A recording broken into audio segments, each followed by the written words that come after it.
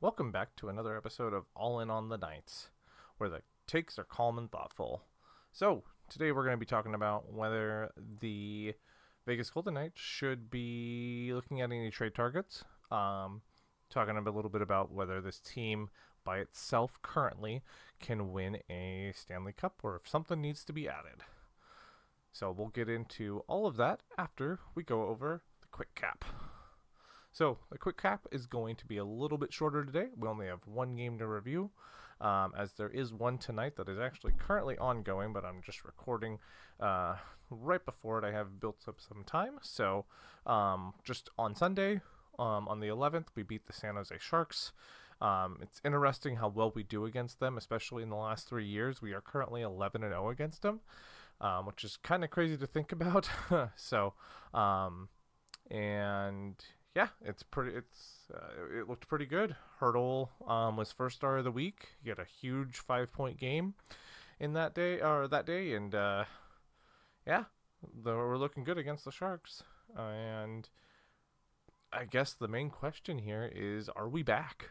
Is Vegas back? We're currently on a 4-game winning streak. Jack Eichel's looking good. Hurdle's looking good. I don't know. Things seem to be. I'm cautiously optimistic that we're actually we're back. So, and with the quick cap out of the way, let's go ahead and switch over to the news cap, which is quite full this week.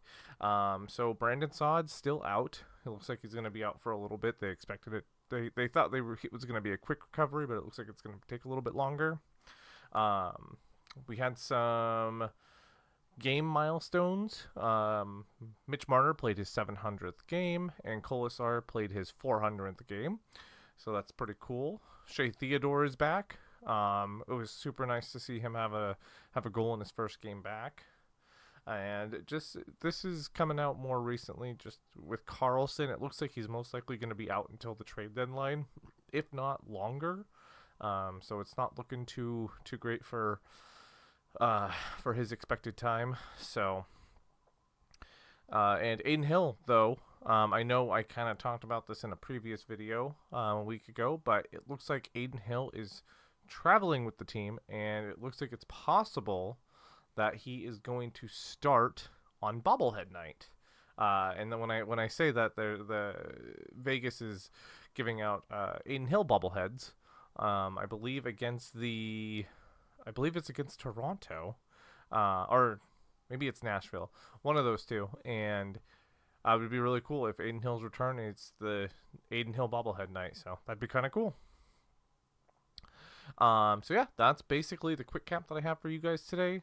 So let's go ahead and move into our main topic. We're going to be going over those trade targets that I was talking about. And I know that trade targeting, or that our trade targets, or talking about trade targets, kind of leans into rumor territory because there have been quite a few rumors.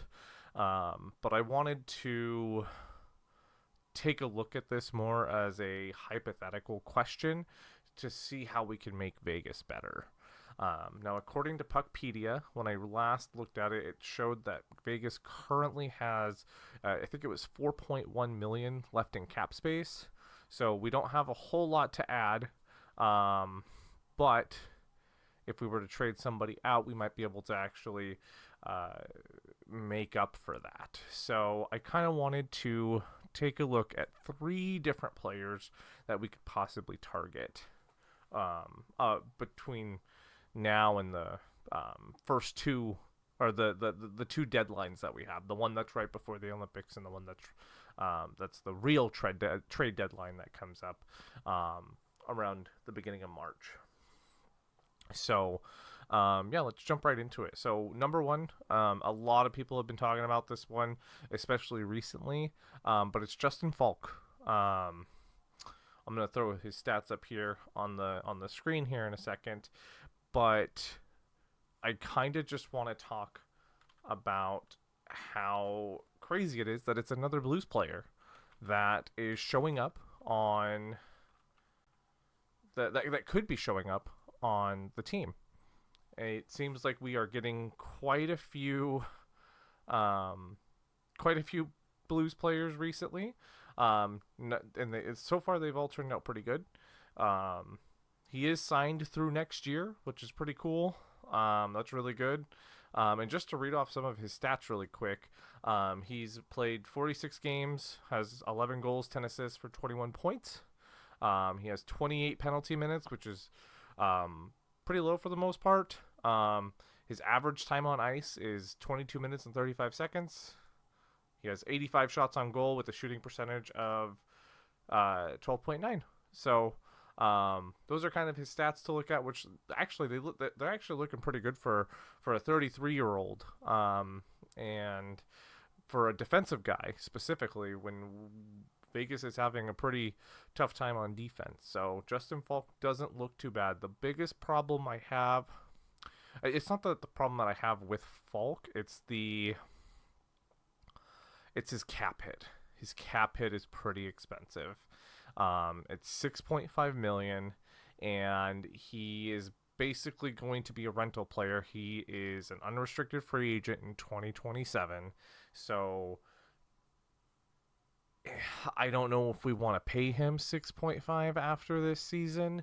I think we would have a bit of trouble with that just because we're pretty maxed out on cap.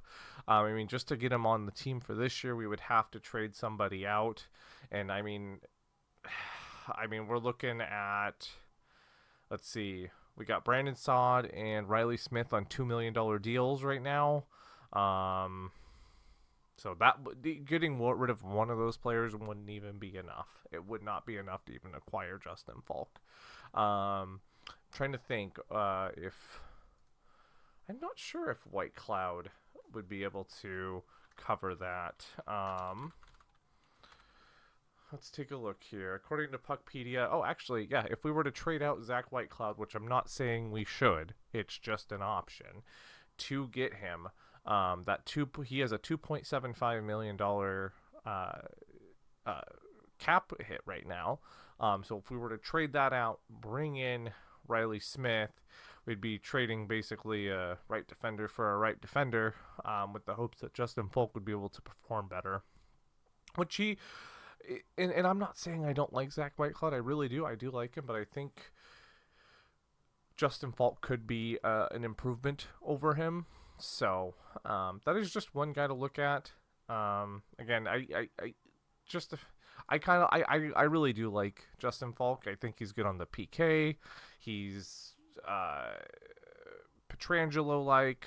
And actually, you know what? Now that I'm reading over my notes, I have been looking at this incorrectly. He is actually signed through 2027.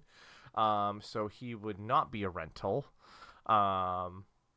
So, which is actually very nice. I don't know why I thought he wasn't, but he's signed through 2027, and he could be a good option, especially for 2 years because he won't be a rental.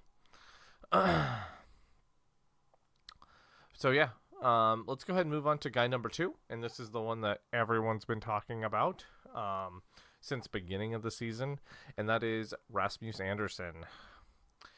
So Rasmus Andersson currently has played 45 games. He has 9 goals and 19 assists, 28 points.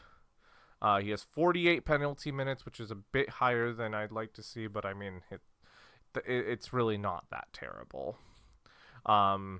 His time on ice, I did not pull up the correct stats, or at least I didn't write them down correctly.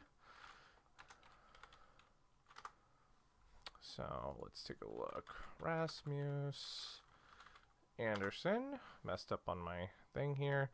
Looks like Rasmus Andersson is rocking a... And I'm just wasting our time at this point because I am not pulling up the right thing. 17 minutes and 42 seconds is currently what I have him for. And shots on goal, he has 107 with a shooting percentage of an 8.4.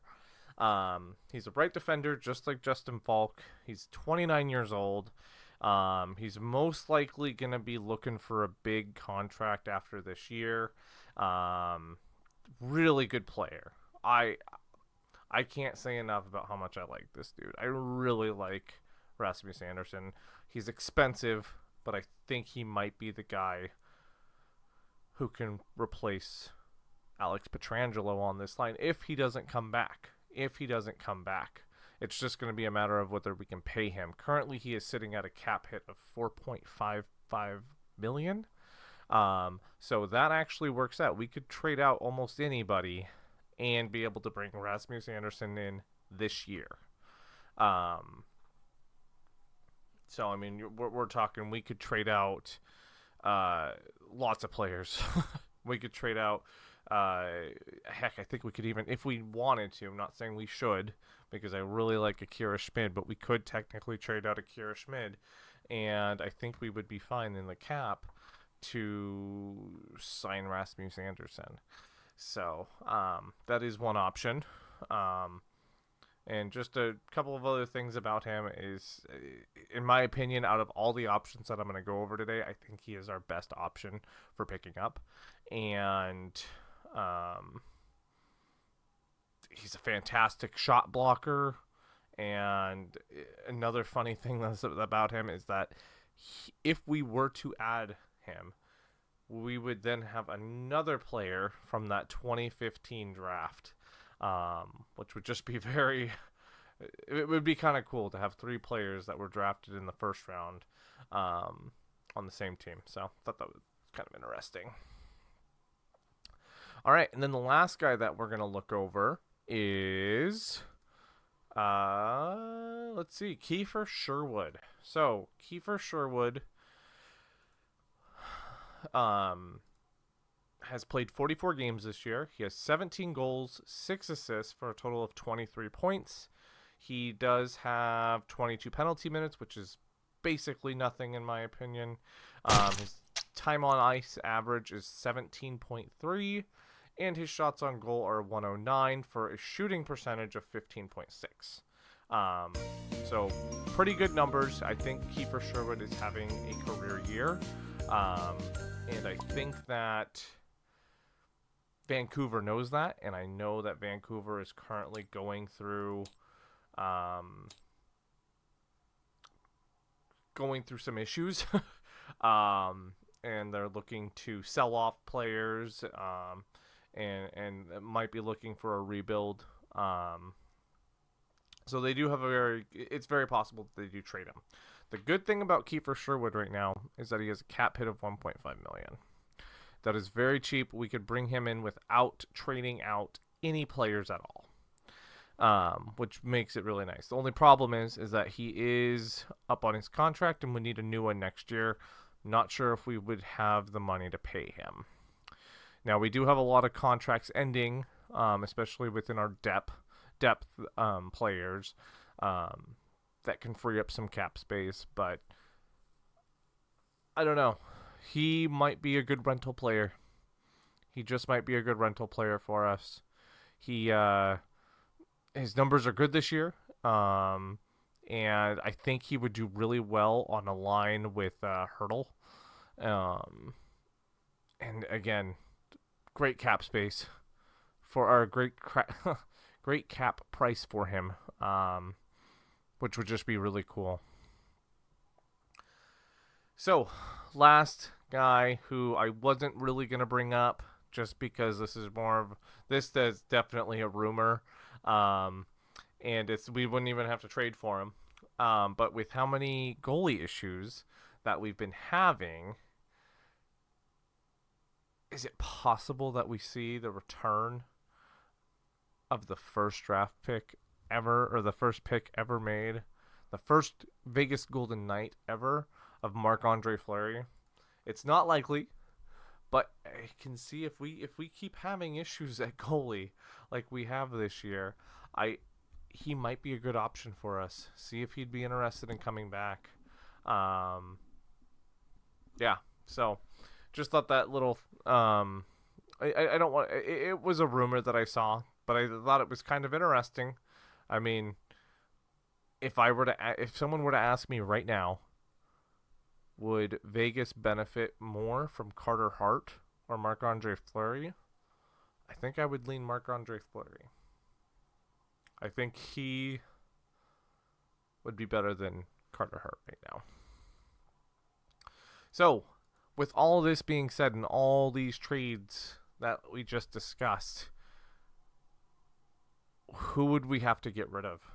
I know we kind of discussed Zach Whitecloud and Riley Smith and Brandon Saad, Akira Schmid. Heck, I would even throw Carter Hart into this situation or into this conversation. We have too many goalies. I can see us trading away one of those, trading out a defender for a better one, like trading out Zach Whitecloud or something, and or do we just trade our draft capital instead of our players? And I can understand us trading away our draft capital, but I kind of don't want us to. We don't have a lot of depth on this team, and I would like us to build up our Silver Knight players. There's really only one big name that is currently playing in Henderson, and he's not even playing a whole lot right now. It's just we're waiting for him to bulk up and get ready and get more experience, and that's Trevor Connolly. So I don't think we should trade away our draft capital. We already don't have our first for this year. Now, if we go on a heater and we're going into the playoffs looking really good, like we can be a clear Stanley Cup contender, then yes, I think we. Well, I mean,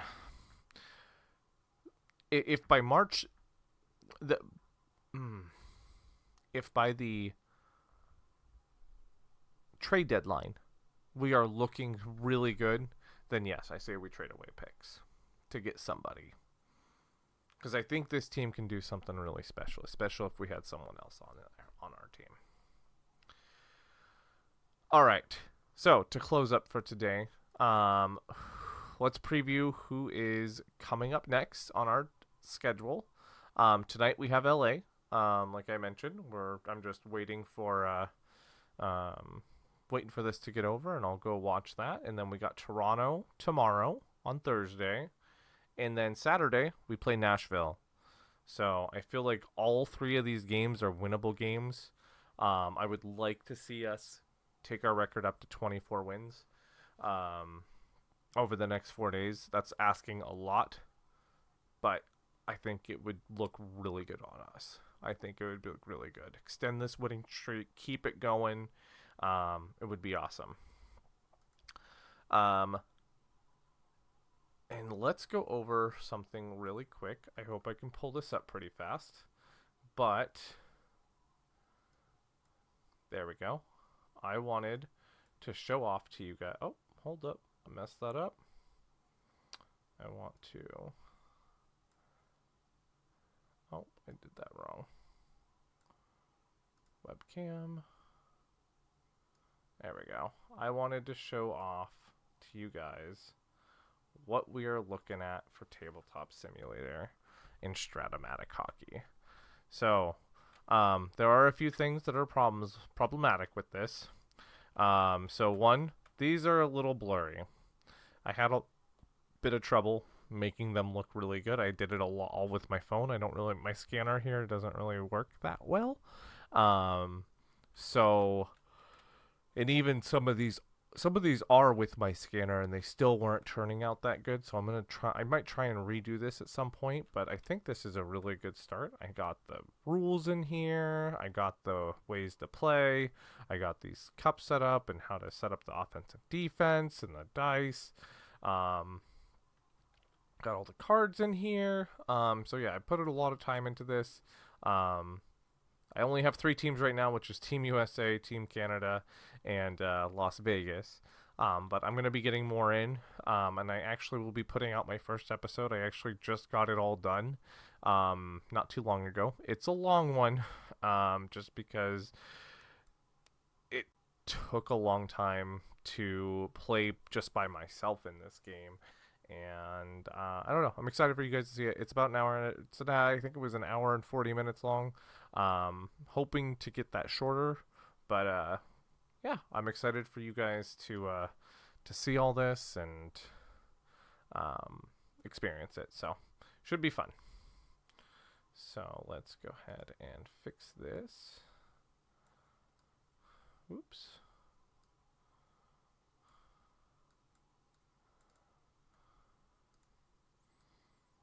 Good Lord. There we go. Okay. So, yeah, that's kind of what it is, and hope you guys enjoy that when it comes out. So yeah, I'm gonna end this off with asking you guys a question. Let me know if you guys think that Vegas should be making a trade or keeping the roster as is. Please comment down below and like and subscribe if you liked this video. Thank you very much.